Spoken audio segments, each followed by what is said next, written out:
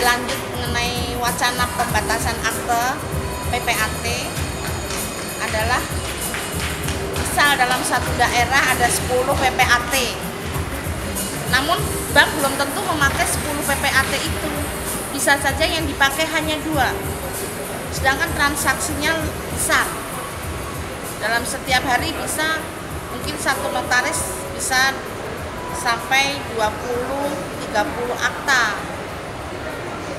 Apakah itu nanti tidak meresahkan masyarakat juga dengan menunda adanya penandatanganan akte tersebut?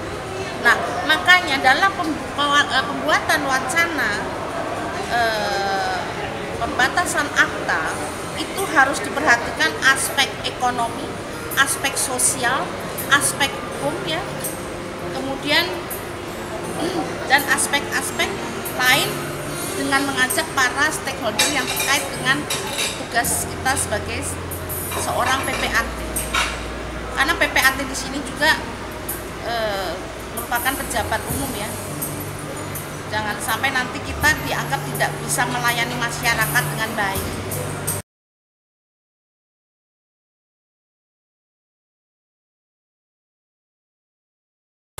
Plusnya atau keuntungannya adalah itu untuk mengingatkan bahwa PPAT harus lebih hati-hati membuat aktanya, jangan hanya penomoran yang banyak tanpa melihat aspek dalam pembuatannya.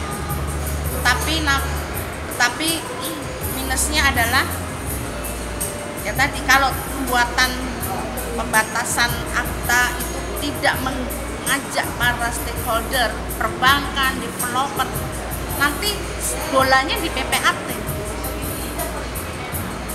Nanti dianggap PPAT menolak melayani masyarakat.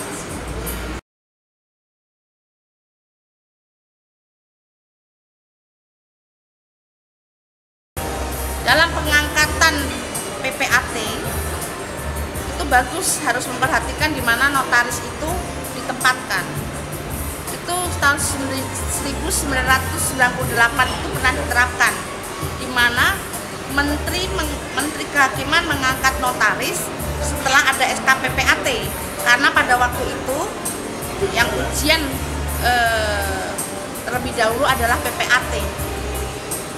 Kemudian di sini dipersyaratkan supaya dalam pengangkatan notaris menunjukkan SK PPAT. Nah, ini dalam perkembangannya kemarin hal itu tidak berjalan lagi, sehingga notaris ditempatkan di mana, PPAT ditempatkan di mana. Kalau kita membaca PP 37 tahun 98, kalau itu dijalankan di tempat yang berbeda, maka begitu misalkan dia tadinya PPAT Semarang, kemudian dia pindah ke Jakarta. Nah, begitu disumpah di Jakarta kan PPAT-nya berhenti. Harusnya memang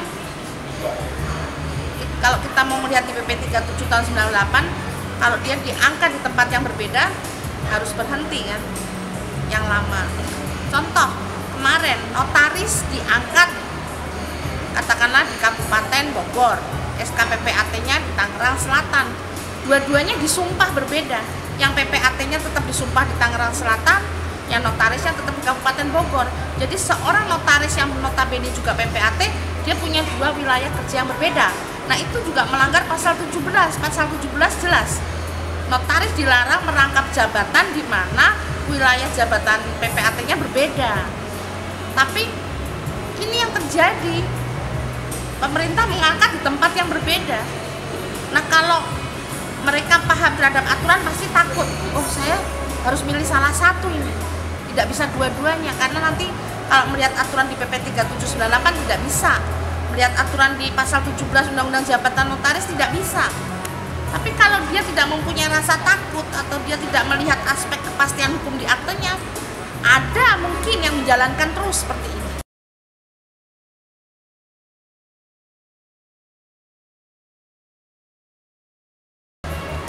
Kalau ada yang nekat dua-duanya menjalankan di tempat yang berbeda, status aktanya dari unsur misalnya suatu perjanjian bisa tidak ada kepastian hukum.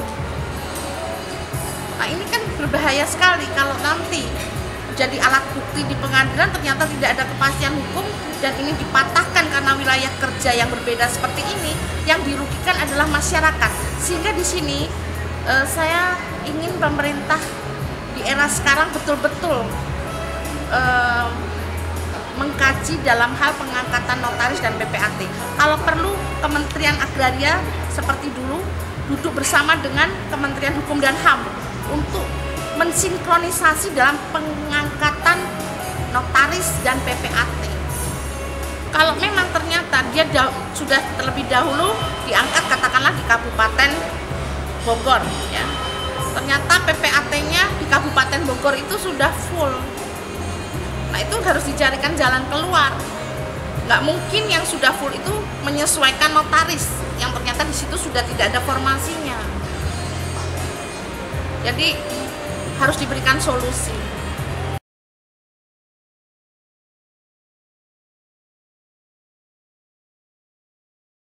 Mohon pemerintah di era sekarang untuk lebih memperbaiki sistem pengangkatan notaris dan PPAT. Kementerian Hukum dan HAM, Kementerian Agraria duduk bersama untuk menyelaraskan, mensinkronisasikan mana dulu yang menyesuaikan.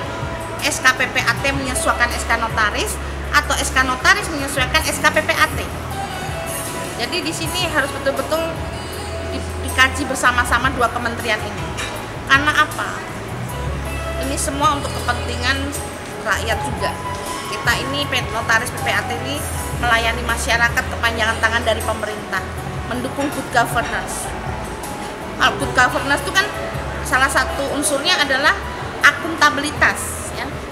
Jadi semua itu harus betul-betul datanya jelas, ya, dan dapat dipertanggungjawabkan dalam masyarakat. Saya kira begitu.